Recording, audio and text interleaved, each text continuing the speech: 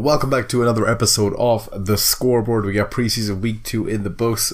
Week 3 starting this weekend, and we're getting closer there to starting week 1 of the regular season. We're all looking forward to it. And Smokey, how are you doing? I'm doing good, man. It's football season, kinda. So it's getting there. It's getting there. And we're getting through. We're progressing through training camp, the preseason. We're getting some insights into players and the way that teams are shaping up to be looking next season. It's definitely that time of year. So we're looking at preseason week 3 obviously today, and got all the games written down.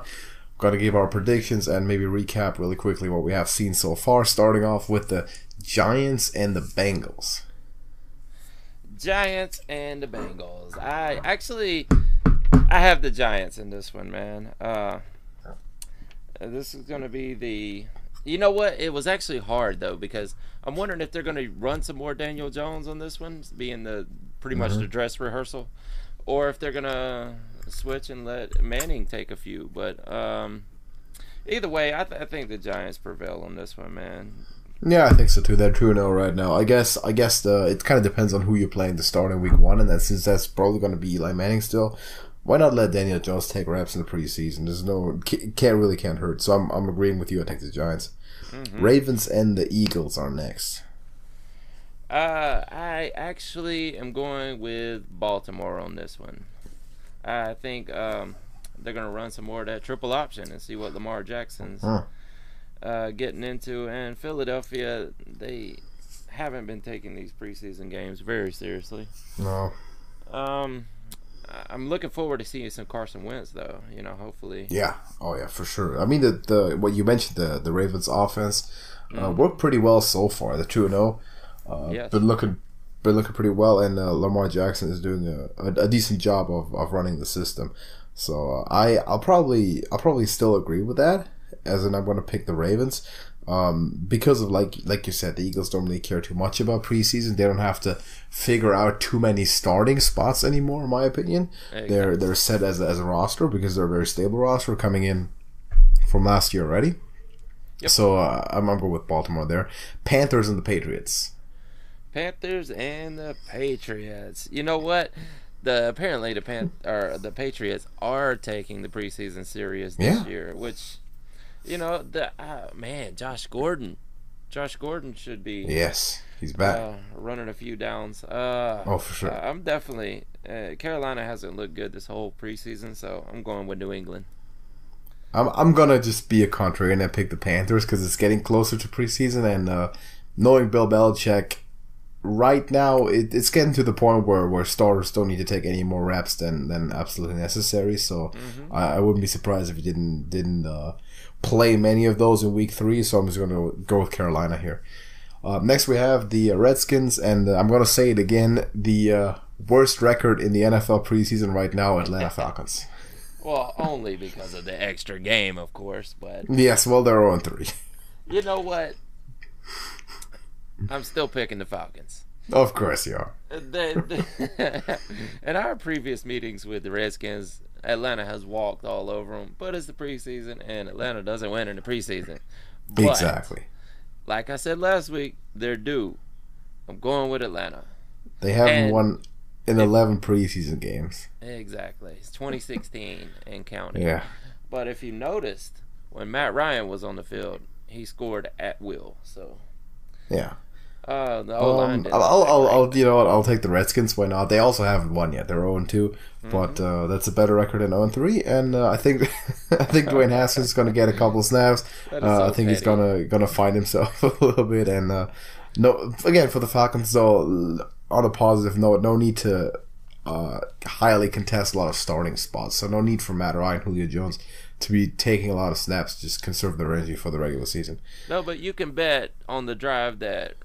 I don't know if Julio is going to play, but on the drive that Ryan is out there, he will score. All right, we'll see. Just count on that. We'll see. Got the Packers and the Oakland Raiders. 2-0 Oakland Raiders.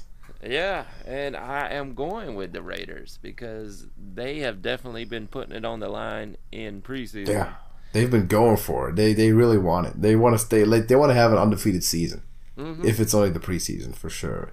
Well, they want to have an undefeated Hard Knocks. Yeah, all for TV, I guess.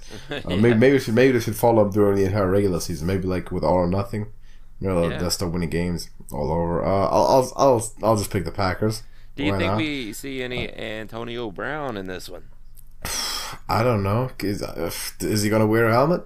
Apparently, he put one on and came to practice. So I mean, like basically every day I'm reading something different. Now he's okay with it. Now he's not. Following another grievance, threatening retirement, and you can tell the Raiders are already getting fed up with it. I'm really looking forward to seeing this develop on Hard Knocks too. But man, it's getting to the point where it's actually ridiculous, and I don't know. Mayock has been outspoken about it in the media. So he's not happy with Antonio. No. Man, I'm glad I'm not a Raider. I mean, I do like the Raiders, but I'm not like a diehard. You like the Raiders? I do, yeah. I don't. How come you like the Raiders? How does that happen? Well, you don't like any California team except for the 49ers, obviously. Well, yeah. But no, there's just. I don't, actually, I kind of like the Chargers. I've never had anything against the Chargers. Yeah. Yeah, I do like the Chargers as even well. though in LA. So Jaguars. I only like the Chargers because of Phillip Rivers. Yeah, they also got a good defense, though, which is I appreciate that. So Jaguars and the Dolphins is next. I'm going with the Jaguars here. They're 0-2. Yes, I know, but they're probably going to throw some Jalen Ramsey out there for a little while. We might see some Nick Foles throwing it down the field, and Miami is horrible, for lack of a better term. So. I think we're going to see a bunch of Josh Rosen, so I'll pick the Dolphins. Which is why they won't win. No, which is why they will win. You're not a believer, are you, in Josh Rosen? No, I'm not. You're giving up after one season behind the worst offensive line in the NFL. No, well, I wasn't high on him coming into this last season either. Which we'll get into in a little bit, but Kyler Murray doesn't look great either behind that old line. No, his first game looked fine. The second one not so much, but that's expected from rookie struggles. I think Josh Rosen's gonna establish himself as a starter. Dolphins win this game. Browns and the Buccaneers. And you know who I'm going with because they're in it to win it, and the Browns. Yeah, they're not trying to leave any doubt. I don't think so. No, preseason, regular season doesn't matter. They got their sail set for the playoffs. They're just like the Raiders. Yeah. Except the Raiders aren't going to make the playoffs. Probably not. Come regular season, they'll stop winning. The Browns might not. So I'll also pick Cleveland here. Bills and the Detroit Lions. I'm going with my Buffalo Bills in this one because the Lions have looked absolutely horrid. I'm hoping though that Stafford does get it together because I really do see a positive regression coming for Matt Stafford and that whole offense. But in this one, I'm going with Buffalo. I think I'll also pick Buffalo.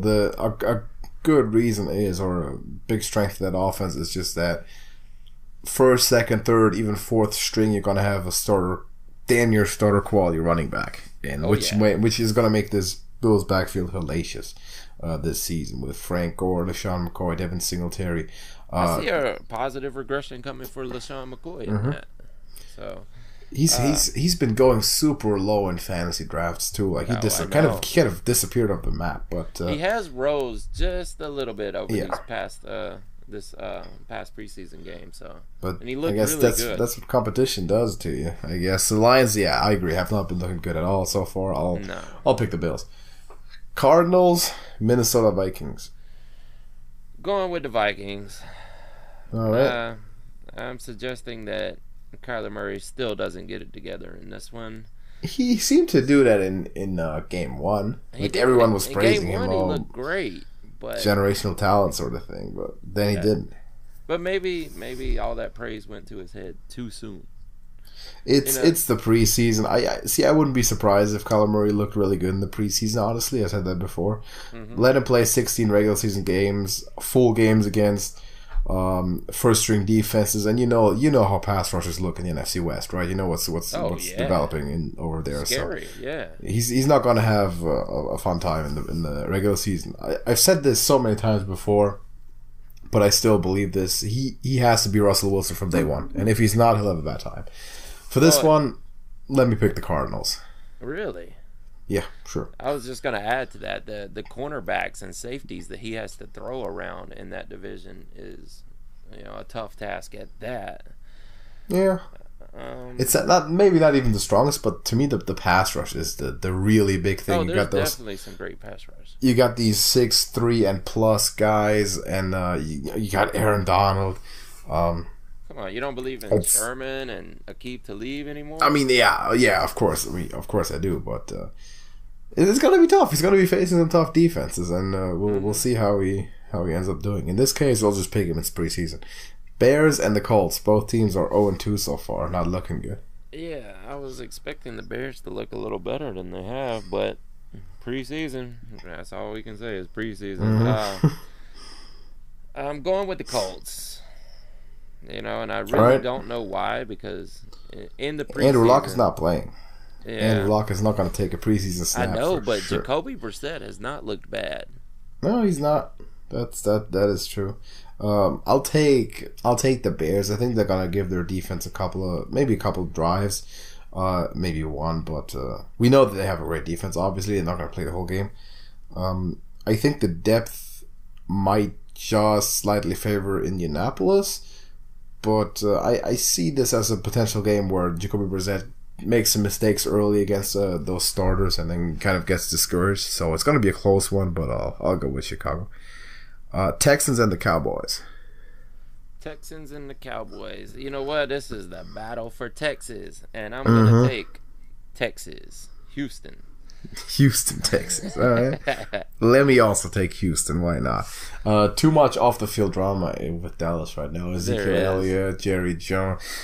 It's something you just don't want to hear this time of preseason. You had a full off season to figure all this stuff out, and now the stories come out. It's not very desirable. So no, not a good situation that they're in now. Not like the Raiders, but it's still not good. Did you see the interview where Jerry Jones was asked about Zeke, and he said, "Zeke who?" Yeah, I saw that. Wow. Yeah, that's rough. Yeah, they couldn't be giving confidence to Zeke there. No, that's rough. It's high on Tony Pollard apparently, though. Oh yeah, seemingly. I'm gonna take the Texans here, and I'm not gonna give the Cowboys too much of a playoff chance if Zeke is not playing. Saints and the Jets. Both these guys coming off a win, a close win on both cases. Going with the Saints. We'll probably see Drew Brees get out there and hobble around for a drive or two. Yeah. I know you're high on Sam Darnold, and he'll probably get some playing time in this one. I expect him to get at least a full half. I would think so, yeah. But so I'm gonna pick the Jets too, by the way. Yeah, I'm sure you are. He's got to throw past Marshawn Lattimore in this one, though. So. Oh yeah, for like a drive. Yeah, a couple drives, I would say. And I think he can do it too. Also, the Jets have like the sickest uniform in the league now. Like I do like their uniform. I can't disagree with that. I've heard people criticize it, like when the Buccaneers like came out a couple years ago and they revealed their great new logo. It was just the same old logo, but the flag was a bit bigger. No, this one's looking pretty good. Yeah. I like what the Jets are doing. It looks really sick. So yeah, I'm gonna pick them for winning and for style points too. Can I just add that I hate the digital numbers on the Bucs uniform? I'm not a fan. I'm really not. Me either. Yeah, I don't like the Buccaneers uniform that much anyway. In total, it's one of my less liked. I didn't mind their color rush uniforms, but yeah, the color rush all look pretty good actually. Exactly. I hate that that's gone now. We should make that a topic at some point. Rate people's helmets. 49ers and the Chiefs. 49ers and the Chiefs. I know who you're going with. You know what? I'm going with the Chiefs just because you're going with the 49ers. Am I going with the 49ers? You're going with the 49ers. Well, yeah, I'm going with the 49ers, obviously. Yes. Not if Garoppolo plays the way he did last week. If he takes a lot of snaps, because that was nothing. Okay, he was only given a couple plays. I understand that he hasn't played football in a year. By the way, last time he did was against these very Chiefs. And he got hurt, and frankly blown out for the most part. I think the 49ers are going to win it because he's going to step up. He's going to make some better plays, score a touchdown or two, play for bit over a quarter, and then Nick Mullins, CJ Beathard's going to keep getting the job done, and the 49ers have receivers that are starting quality and frankly just blowing up, it seems like, every week now, that are going to take snaps with the second, third string. Deebo Samuel, Jalen Hurd, Kendrick Bourne even. The depth is rarely ever the problem on San Francisco. Hasn't been in the last couple of years, unless, of course, everyone gets hurt and your third stringers are now your starters. Which so far it's been okay. There's some nicks and bruises on defense, but not too major injuries. So I'll pick the Niners. Why not? Broncos. Now, before we move on, leaving all jokes and friendly rivalries aside, I'm starting to feel worried about Jimmy Garoppolo. Think so? Yeah, man, he just. I want to see a 16-game regular season. What was the report about the 4 picks in a row in practice? Five interceptions in a row. See, in practice, you can do whatever you want, and I can write this off as good defense. Yeah, I get that, but man, general rule is in training camp, you want your defense to be better. The game was bad. Okay, he got one drive. He didn't even complete a single pass. It seemed like a pass rating of 0. Obviously terrible, but that was a single drive. Yeah.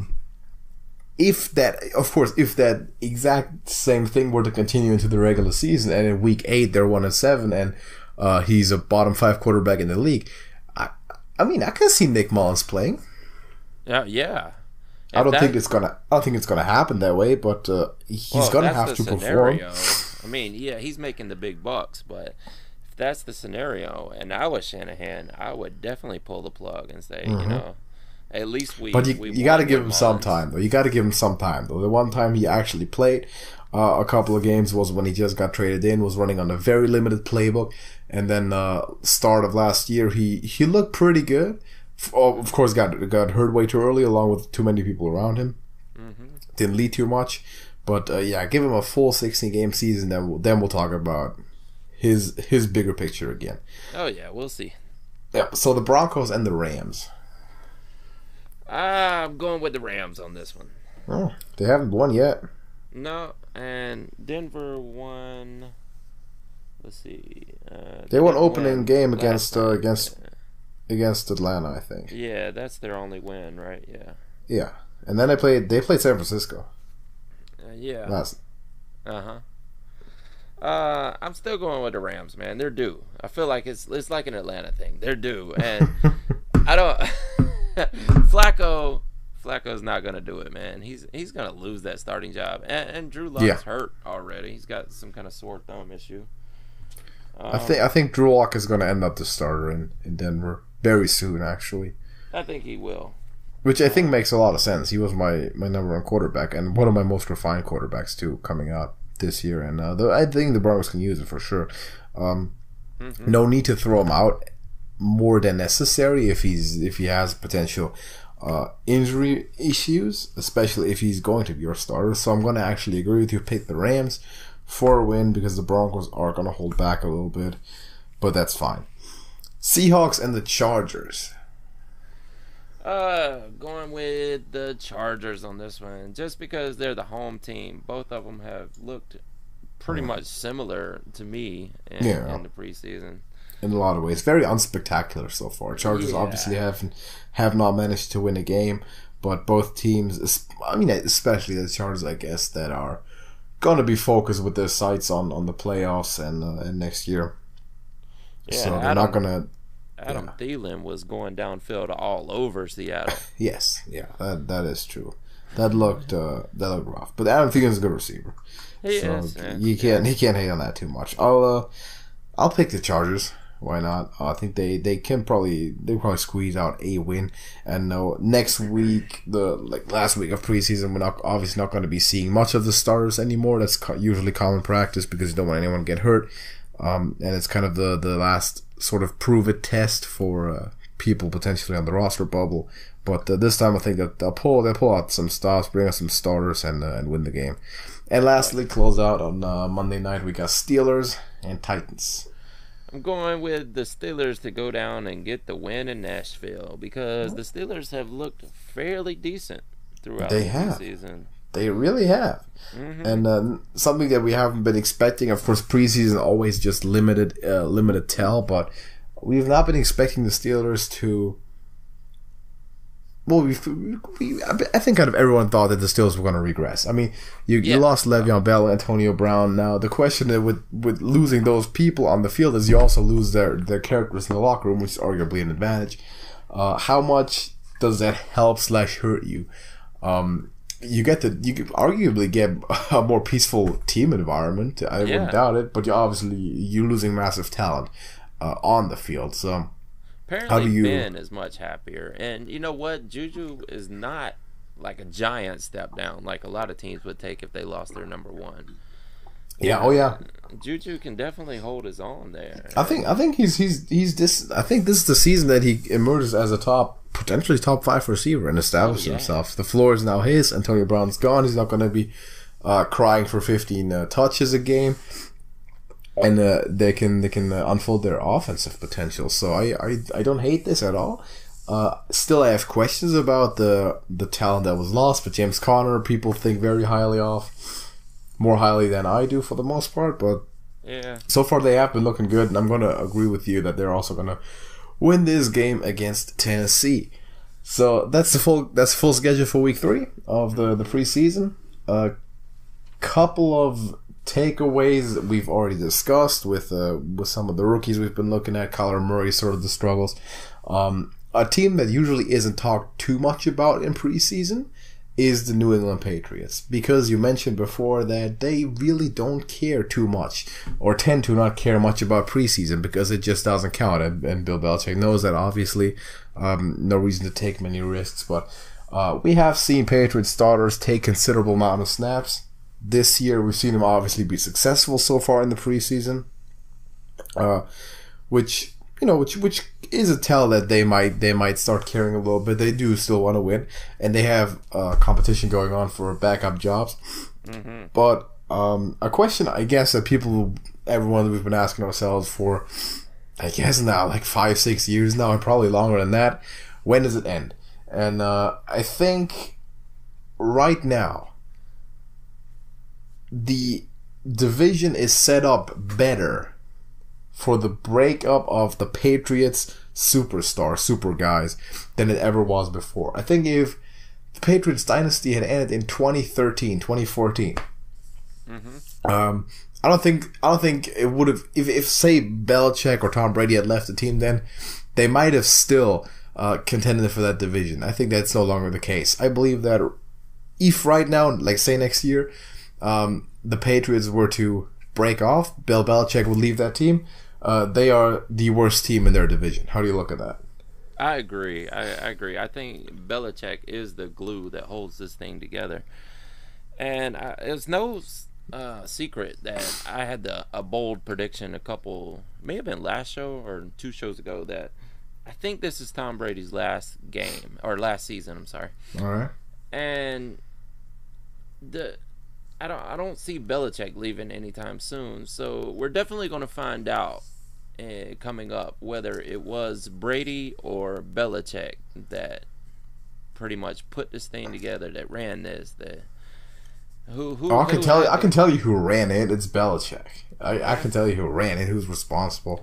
What I know is that it's going to work less efficiently if Brady's gone, because he's the best game manager in the NFL. Let's call it as it is. As a quarterback, he's the most experienced guy.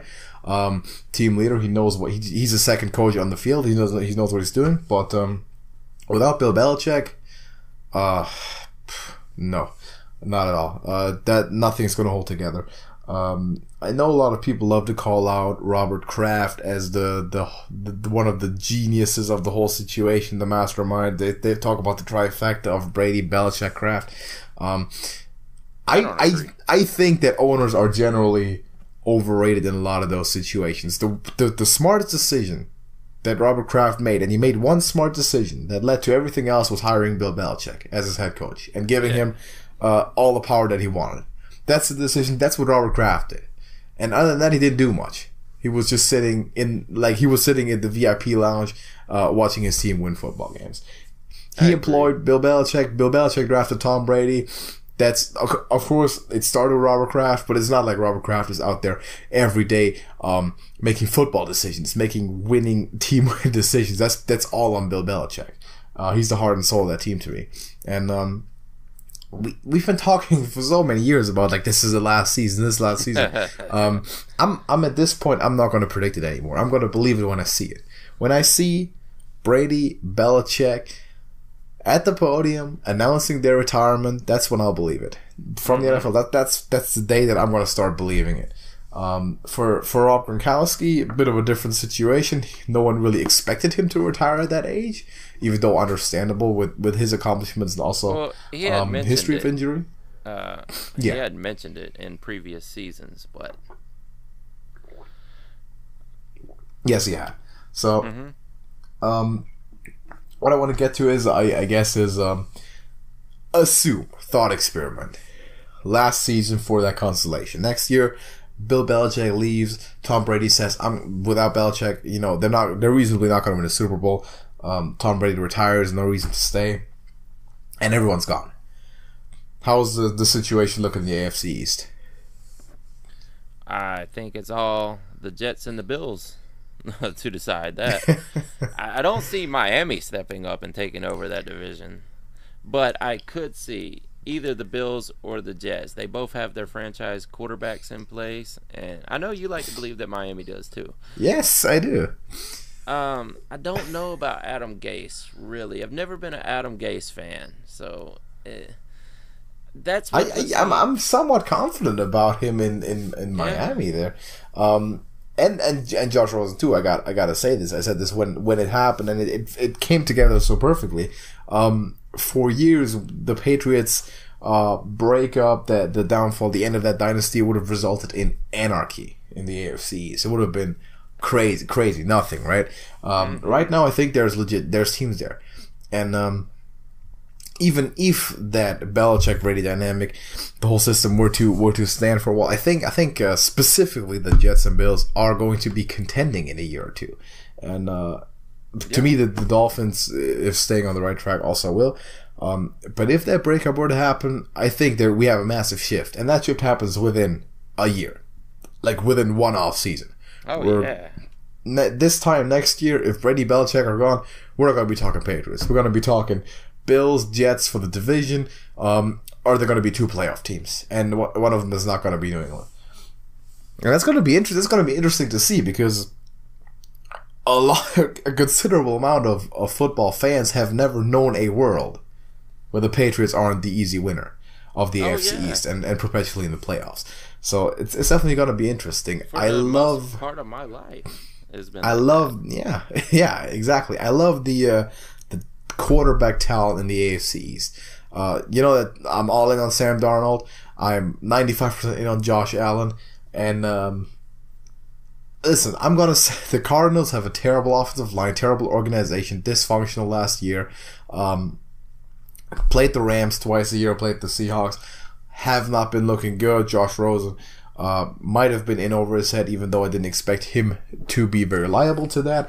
I believe in the guy. I think I'm still in on him. I'm gonna trust in what I've seen from him in college and during the draft process, because I know that he is a ready, pro-style, professional-minded quarterback, and he can lead an NFL team to success. And with the Patriots, right now, of course, we've seen Jarrett Stidham make some good plays, and we talked highly about him last week. I don't think they are prepared. If their top guys leave, they're going to be in a lot of trouble. Mm-hmm. And it's obviously a matter of time, and we'll see when you get there. But we have a bet actually concluded, or basically concluded, that the New York Jets are going to make the playoffs or have a winning record within the next 2 seasons. And I said yes on that, and you said no. Yeah. So if I agree, they're going to get it together. I just don't think in the next 2 seasons. So here's the thing, but if you say that this is going to be Tom Brady's last season, yes, then the field is more open for it. Yes.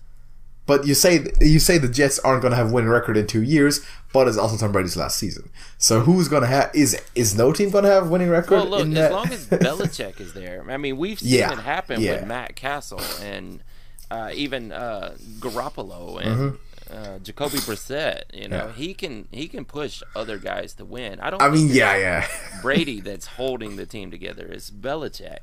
No, of course, you're right. I was trying to set you up there with a little bit of a contradiction, but yes, you're right. It is Belichick. He's the defensive guy after all. Tom Brady leaving is going to cost you a win or two per season, and maybe a Super Bowl out of the 6 you have, or 2 of them. But not having Bill Belichick is going to cost you everything. It's going to cost you everything. Yeah. It's going to cost your franchise. It's going to be over. And I kind of feel like both guys are trying to wait the other one out too, because I think there is a little in-team rivalry amongst Brady and Belichick. I mean, we've seen it with the dismissal, the trading of Garoppolo. Because reportedly Belichick wanted to trade Tom Brady out of the building and continue with the new guy, and then Robert Kraft seemed to be the one to kind of be the last person to block that idea. And the first time he did actually do that, which I don't think sits well with Bill Belichick at all. But do you see a chance that either of those guys actually goes on to play / coach for a different team? I could see Brady if Belichick finally talks Kraft into it, and Brady says, "Oh no, I'm going to play to 45 because that's what I promised." You know, I could see him ending up. You know, I don't know how you would feel about it, but maybe even at the 49ers if Garoppolo doesn't work out this season. No, I don't think so. Did he have the 5-year deal, or what was it, 3 or 4? Yeah, he did. And still, who takes a 41, 42-year-old Tom Brady in free agency, still being a good quarterback, when first of all, you're going to be paying him money. You don't know how long he's going to be playing at all. He's playing on borrowed time. And you have the 2 of the best quarterbacks to ever presumably entering the draft in the next 2 years. I'll tell you who does it. The Chiefs did it with Joe Montana. Chiefs did it with Montana. That's true.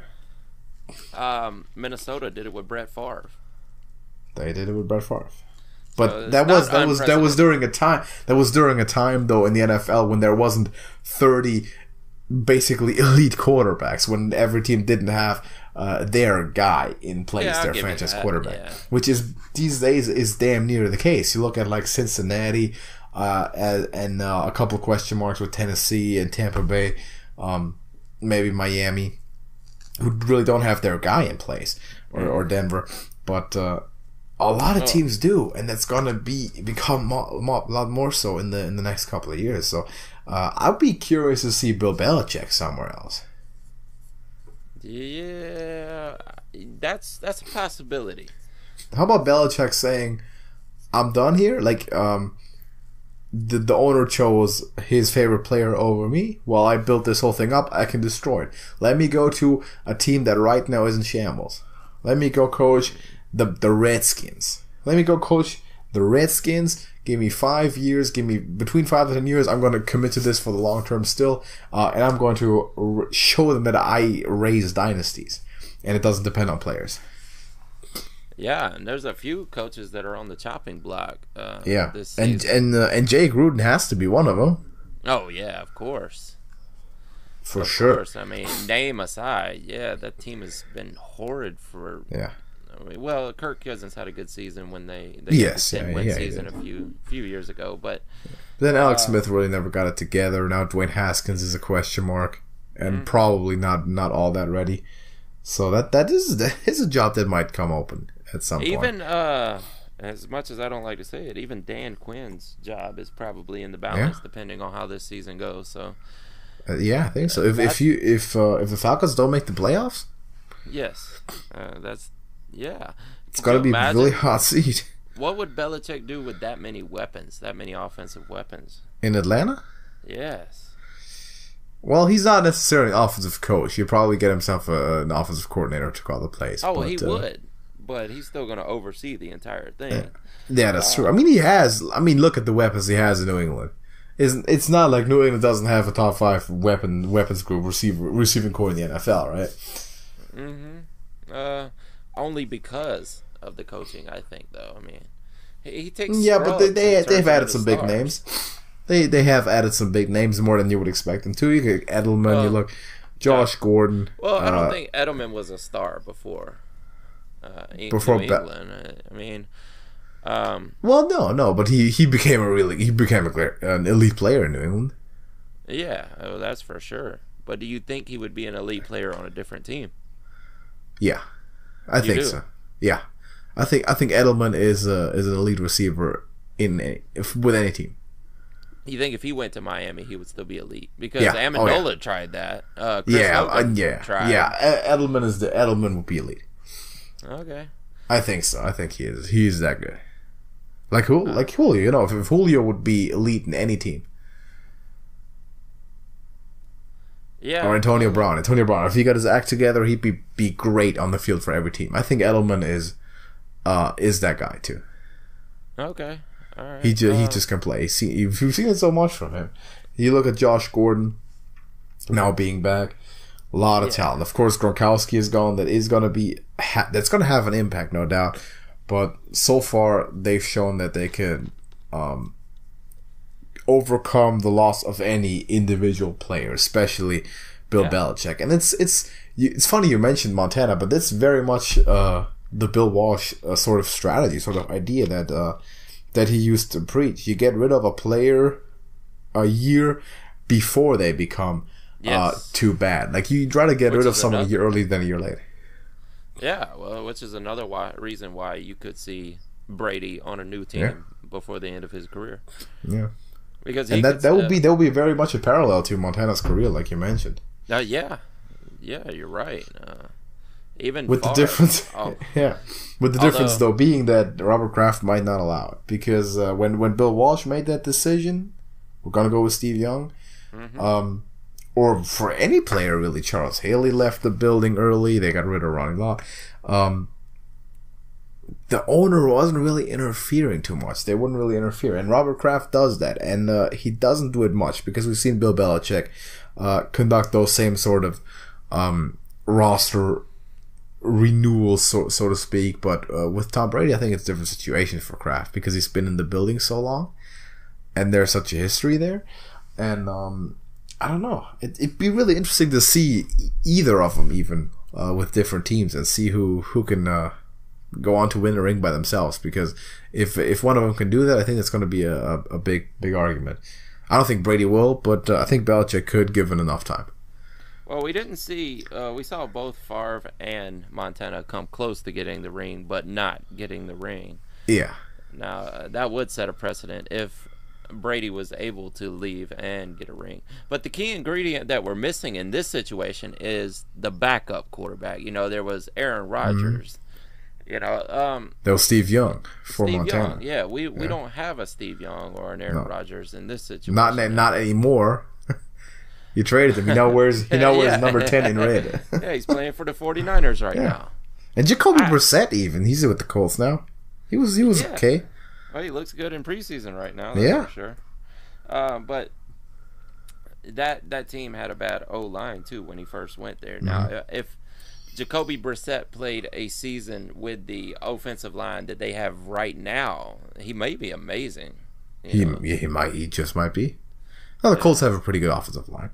Yes. That is a fact. But we'll see about the Patriots' development. I'm curious to see when it happens, because we know it will happen. In what fashion does it happen? Will it be spectacular? Will it not? Will they just retire, walk off into the sunset together, not to join another team? Or is there going to be some more competition for sort of the King of the Hill award, which I would really like to see.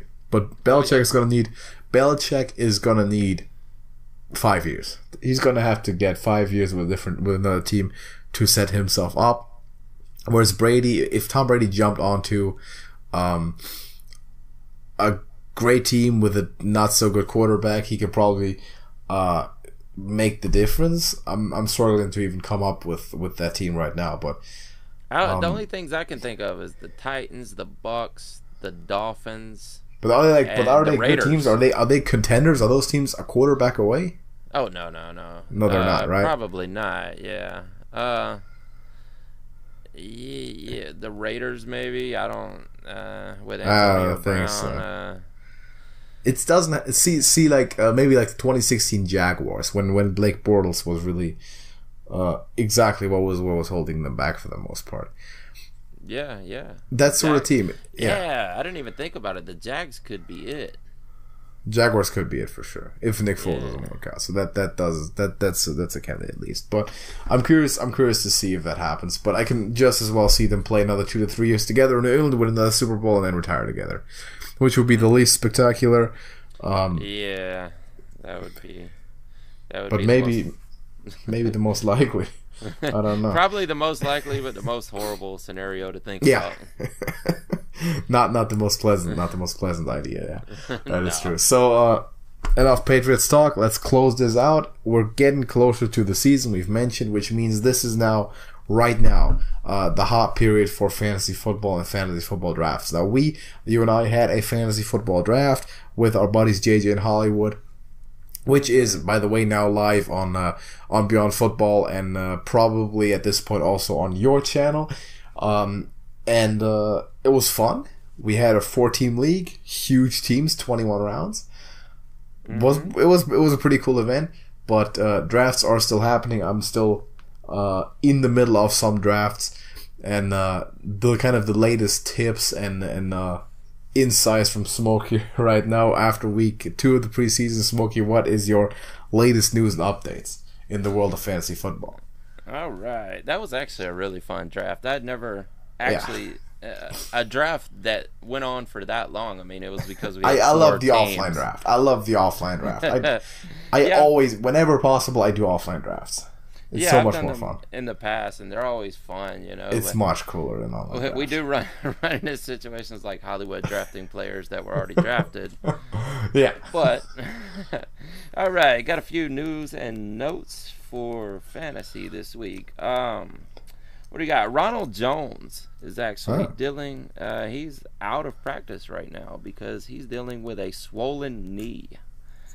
Ronald Jones was expected to make I don't know what you would call it, not even a comeback, but something better than what he did, because right now he's looking like a bust. But there's some people that are high on Ronald Jones. Breakout maybe?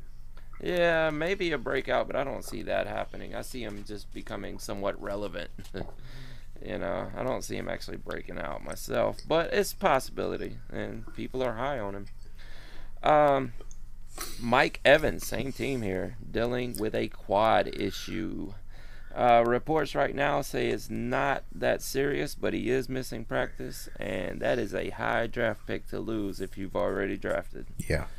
So you want to keep an eye on that. Hey, Darius Geis, we've mentioned him quite a few times. Yes. He is expected to finally play in the 3rd preseason game. Wonderful. It'll be the first action we've seen out of him since he's gotten drafted.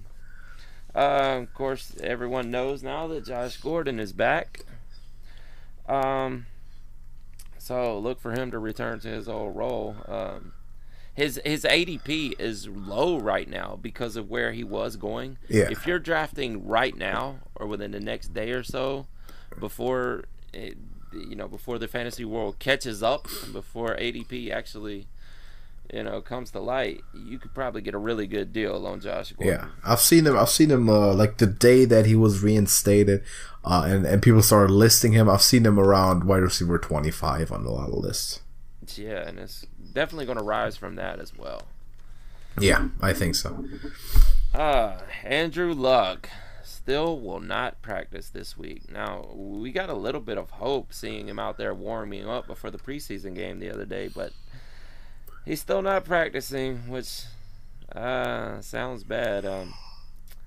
Apparently they're running through his full speed movement versus his pain threshold, according to Frank Wright. So take of that what you will. I really want to see him get healthy before the beginning of the season, and not because I've drafted him, because I actually haven't. I've been staying away because I draft risk averse. If you haven't noticed, but yeah, I have noticed that. Sometimes you like to reach some, but then you have a good reason to do that. Yes, exactly.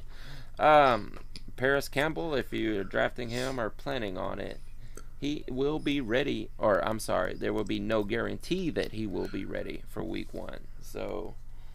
Some people were high on him, thinking that he could possibly take over as WR1 for T.Y. Hilton sometime this year, which I don't personally believe, but not this year. No, it's not that time yet. Speaking of another rookie, and okay, I was looking for my Hollywood Brown story, but it ended up being my Antonio Brown story. All right. Oh well, yeah. Let's finish it off with this one. Demaryius Thomas has been reactivated from the PUP list. And what does that mean for Josh Gordon? What does that mean for Edelman? You know, I don't know that Demaryius Thomas has been completely relevant in fantasy in the years past, but not over the past 2 seasons. But having a full season, knowing the playbook now, having a full season with the Patriots, who are known to take scrubs and turn them into stars. Not saying that Demaryius Thomas is a scrub.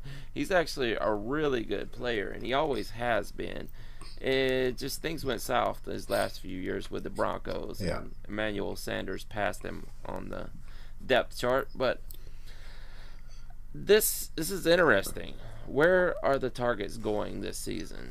You know, Brady's not a super deep threat, deep passing threat anymore. Not as much as he used to be. You know, the guy's getting some age on him. So, do you ever see a guy like Demaryius Thomas, you mentioned, or even Josh Gordon, kicking inside to potentially try out play sort of a tight end role? Because like you got people like Larry Fitzgerald, or you had Anquan Bolden, who very much did that as receivers, or Vincent Jackson, if you remember him. Oh yeah. So do you think that's a possibility at all with Gronk now being gone? Yeah, well, Fitz has moved to the slot, and he has been there for the past 6 years or so. Thomas is actually big enough. That's interesting that you bring that up. Thomas is actually big enough. He could probably play tight end. And the first thing one of the first things that receivers lose once they're on the wrong side of 30 is their speed. And switching into tight end can make up for a lot of that. Yeah, because the blocking ability is definitely there. Yes. Wow, that's a really good thing that I haven't thought about. You know, they have gone out and signed about 4,000 tight ends this offseason, searching for the one. You know, there's not going to be another Gronk. You know, they missed out on Kittle, so I don't think there's going to be another Gronk anytime soon. At least not one off waivers or that they're going to be able to trade for. So that is actually a really good suggestion. We'll see. I'd be curious to at least see that, and maybe they'll try it out, because I think they have plenty of receiving depth. I don't worry about their receiving quality or depth with Edelman, N'Keal Harry now the rookie coming in, looking to make an impact. Josh Gordon now being back, and still a lot of receiving running backs too in that offense. So. I'd be curious. It seems like an experiment worth considering. It's interesting because they spend money for Demaryius Thomas. You know, he wasn't on a rookie deal. He wasn't cheap. The man's 31 years old, and he's been elite in the past. Yeah. So, you know, I'm not sure exactly. I don't have the numbers right in front of me what his contract was, but seems like a lot of money to spend for a WR4 that's just going to hang out on the sideline most of the game. So. Yep. Really interesting thought. That would be. I think I'd like to see that. As a matter of fact, I would like to see him switch over. And that has to be something that also goes through Bill Belichick's mind before you cut someone. That's something you try out, because it just fits. It just fits sort of well. And you've seen it before. You have plenty of players be able to do that and make that sort of transition to stretch their career for a couple of years. Oh yeah, man. Yeah, I think that would be a great idea if he intends to do that, it's not beyond Bill Belichick to make No. wild swings like that. So it depends on the guy if he's cool with that. You sometimes like you got a guy like Des Bryant, he wouldn't do that because he's gonna be. I'm gonna play on the perimeter, wide receiver 1, or I'm not gonna play. And turns out he's not playing. But if you're ready, if you're willing to adapt, you might have another year or two in the system like that. If you're willing to do that sort of work and shift your job. But that's gonna be up to them to decide, obviously, and we'll see. We are looking forward to week 3 of the preseason. Obviously, next week's scoreboard, we are going to be reviewing that. Looking forward to week 4, and then we're going on to the regular season, and it's coming really fast. And I'm just hyped. I'm just hyped right now. I'm ready. I think most things have been said and done, at least for today. Thank you for watching, everybody. I hope you did enjoy the show. And if you are watching on Beyond Football, please go check out Smokey's YouTube channel. It's called The Trash Talkers, running it with his buddy Hollywood. And the perfect video to watch would be our fantasy draft. It's a pretty long video, but it's a very entertaining one. It was fun. We had a really good time drafting our fantasy league, and I think Hollywood and JJ also kind of enjoyed it. They did some preparation work. Some more than the other, maybe, but it was fun anyway, and I definitely recommend checking it out. It was a great time. So, thank you for listening to this. Smokey, you got anything to say? No, just check out those channels. Links are in the description. If you want to check out some of the podcasts we do, definitely do that. It's a kind of a comedy podcast mixed with esoteric topics and news and notes from the crazy world we live in. So check those out, and definitely check out Trash Can TV. And if you're watching on the Trash Talkers channel, go check out Beyond Football, which is the home base for this podcast here.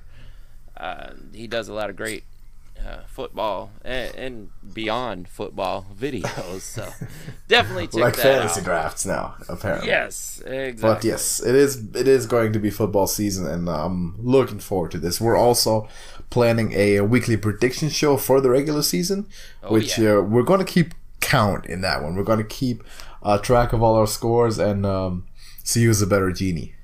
Yeah. I'll find that out. So that's going to be interesting. But for now, we are done. Thank you for watching, everybody. And we're going to see you in the next one. Deuces.